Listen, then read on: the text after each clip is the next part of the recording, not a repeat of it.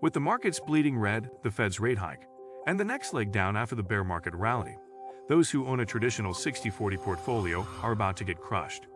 Due to high inflation and high interest rates, the traditional portfolio may not only stay stagnant, but wither into oblivion.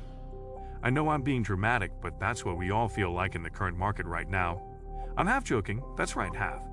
Because the scenario I've outlined has a decent chance of coming into fruition.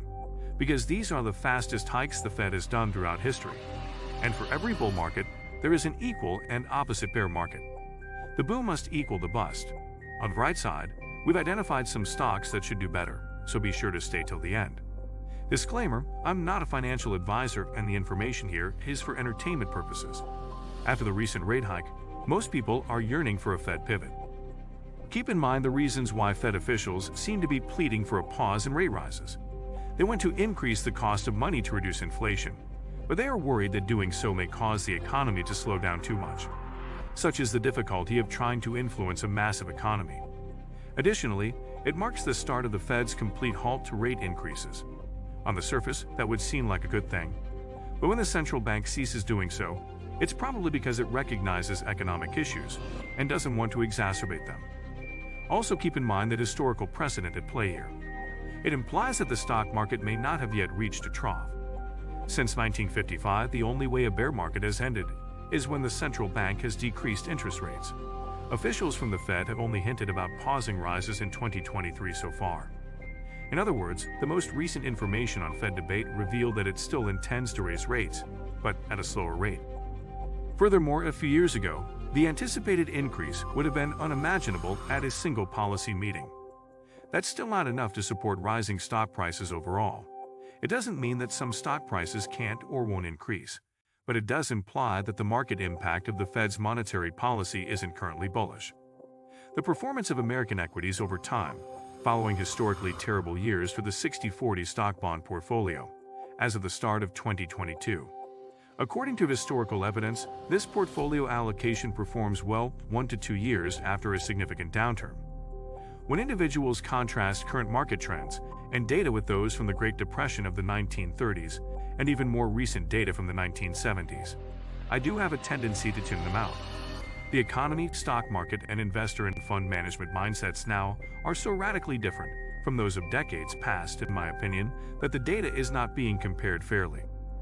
These days, millions of cash can be transferred in an instant, while today, many people are investing extraordinarily big sums of money from their enormous incomes and company profits. I believe that most people in the 1930s were investing what they could afford from their spare paycheck money in order to ensure their future financial stability. Because they're handling so much money today compared to decades before, I believe fund managers may easily influence the market. Because we lack the inside information that these major financial organizations and money managers do, the average investor is at a severe disadvantage, to the point where investing is virtually like gambling without due diligence. The main issue raised by talks of the 60-40 portfolio, which is down by an inflation-adjusted 23.5% in 2022.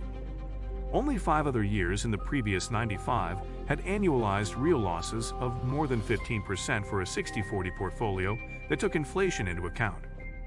1974, a loss of 24.1%. 1937, a loss of 22.8%. 1931, a loss of 19.9%. 1946, 18.6%. And 1941, 16.8% were the relevant years. The average return for the S&P 500 index during the following 12 months, with dividends reinvested, was 15.6%, and the average return over the following 2 years was 36.6%.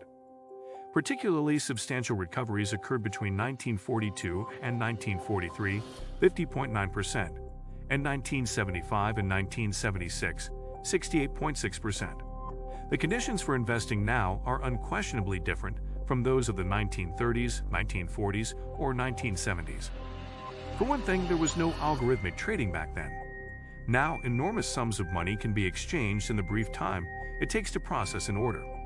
However, there are safeguards in place now that didn't exist then either, such as the circuit breakers installed in U.S. stock exchanges to guard against flash collapses. Those began after the disaster in October 1987. Additionally, the post-Depression era's theme of inflation and stimulus, as well as the inflation reality of the 1970s, are still relevant today. Even though the specifics are different, this is why history is important to me. History doesn't repeat, but it often rhymes, you'd surely heard. I think the right history can give us important context if we look at it. This is particularly true for circumstances that most people assume never happened before, simply because they haven't personally experienced them. The vehicles could alter, similar to the late 1990s tech stock boom or the 1630s tulip bulb mania. However, some things never change, such as the significance of a company's long-term foundations and human emotions, like fear or greed. Although there are many similarities, they're not all exact equivalents. Historical analogies are more like comparing green apples to red apples or apples to pears rather than apples to apples. Although they have diverse looks, they have a lot in common. A mania is a mania. Recessions are recessions, no matter what anyone tries to call them. In addition, albeit not precisely like this one, the 60/40 stock bond portfolio has had some really horrible years previously, recovering later. I don't want to completely overlook certain cycles or patterns, because they have occurred frequently enough, such as interest rate cycles and bull and bear markets. We can use historical examples to make money and then safeguard it. Some people may even go so far as to base whole trading strategies on current or long-term history. If done properly, that might be effective. But the past doesn't necessarily predict the future. Situations can alter. Examining the past is only one piece of the investing puzzle. We may find solace or support in the fact that this isn't the first time, because of anything that happened in the past, but finding the proper investments for the present is still necessary. We can and should use new technologies, research experience, tried and true techniques and resources, while also keeping in mind the past. While you explore making investment selections that are in line with your financial goals, appreciate history as potentially beneficial knowledge, rather than following it blindly into the future.